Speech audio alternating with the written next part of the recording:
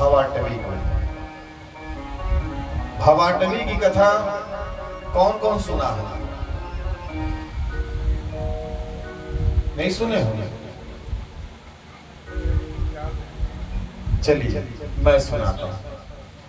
तो बंधुओं, भागवत जी के अनुसार ये संसार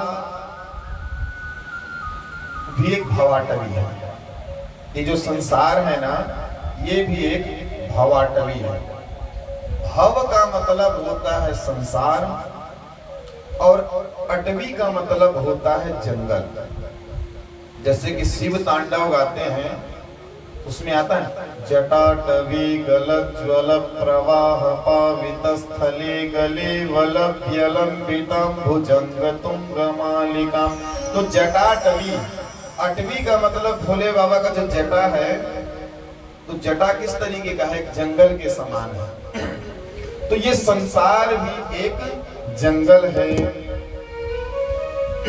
और उस जंगल में जितने भी मनुष्य हैं, जीव हैं, ये सब भटक रहे हैं। और एक सुंदर कथा है, उसको ध्यान से सुनना। कि एक व्यापारी था जो अथाह संपत्ति को लाद करके बैलगाड़ी में जा रहे थे। यही संध्या बेला था, शाम का समय। और जब अपने घर की ओर जब प्रस्थान कर रहा था, तो उसके घर की ओर जब जाते जाते बीच में एक बड़ा भयानक जंगल पड़ता था, जिसमें 6 डाकू उसमें रहते थे। और ये मंद व्यापारी, मंद बुद्धि वाला व्यापारी क्या किया? ना सोचा ना विचार किया। जानता था कि इसमें डाकू रहते हैं, फिर भी वो बिना विचारे सो किए सो पाछे पछताए। और बिना विचार किए उस जंगल में प्रवेश कर दिए। और जैसे ही जब वो व्यापारी प्रवेश किया, सोई डाकुओं ने उसको लूट डाले। जितनी भी सामग्री थी सब लूट डाले। अब लूटने के बाद ये तो था अकेला जंगल में, तो कभी बंदरों से दोस्ती करता, तो कभी लोमड़ी से दोस्ती करता, तो कभी हिरणों से दोस्ती करता, लेकिन इनकी दोस्ती ज्यादा दिन तक चलती नहीं। जंगल में चलने के बाद इनके पैरों में सैकड़ों कांटे लगे हुए थे, लेकिन मन में कभी विचार नहीं किए। और ऐसे करते करते आज भी उस वन में घूम ही रहा है वो। और उसी में से एक चालाक व्यापारी भी था। ये जो 6 डाकू, ये कौन है मालूम है? काम, क्रोध, लोभ, मोह, मद, मात्सर्य, ये 6 डाकू हैं, उस जंगल में रहते हैं। जंगल का मतलब इस संसार में। उसी में से एक बुद्धिमान व्यापारी था। वो, उनके पास भी अनेक संपत्ति थी। उसको लाद करके जैसे ही जंगल के पास पहुंचा, तो वो विचार करता है कि रात्रि में जंगल में प्रवेश नहीं करना चाहिए। और पास ही एक बेर के वृक्ष लगे हुए थे। सोई बेर के वृक्ष के पास एक छोटा सा कुटिया था।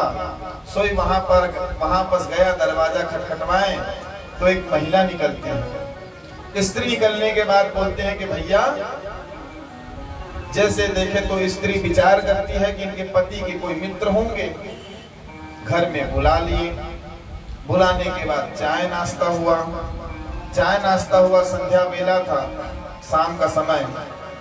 लेट हो गए, पति देव आ नहीं रहे थे, तो सोचे कि इनको खाना बना करके खिला देती है।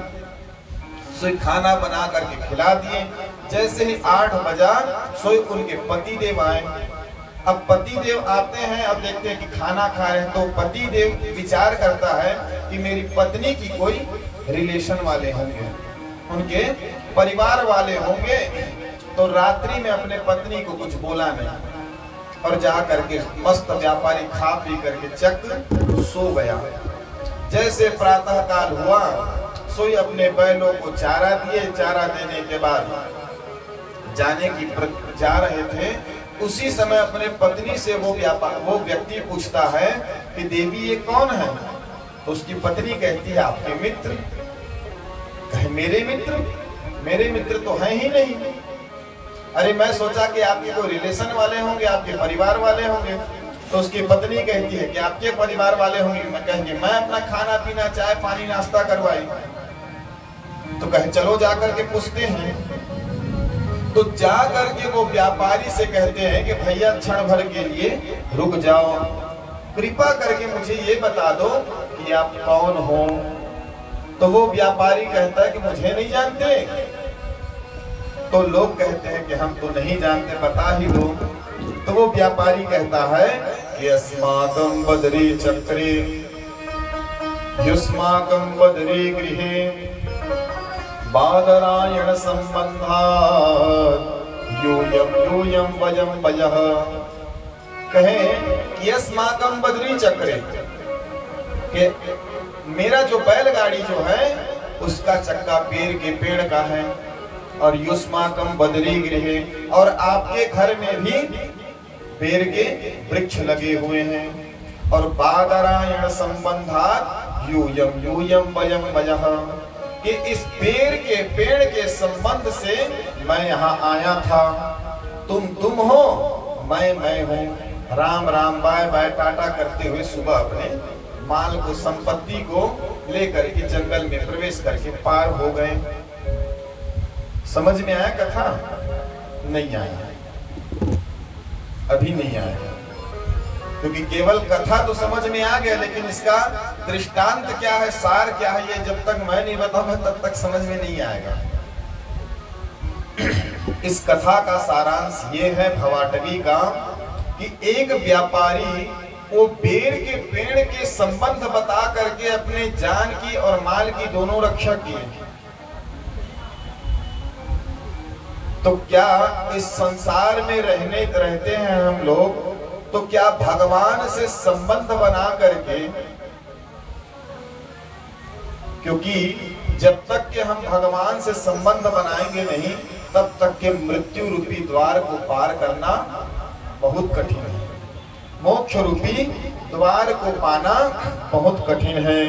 प्रेम से बोलिए वृंदावन बिहारी लाल की जय।